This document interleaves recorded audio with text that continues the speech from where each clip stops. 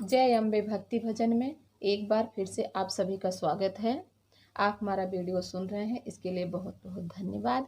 आज मैं आप सबके लिए हवन का गीत लेके आई हूँ। आपको पसंद आएगा तो लाइक शेयर करना, और हमारे चैनल पे आप पहली बार आए हैं तो सब्सक्राइब करना मत भूलना। जय माता दी।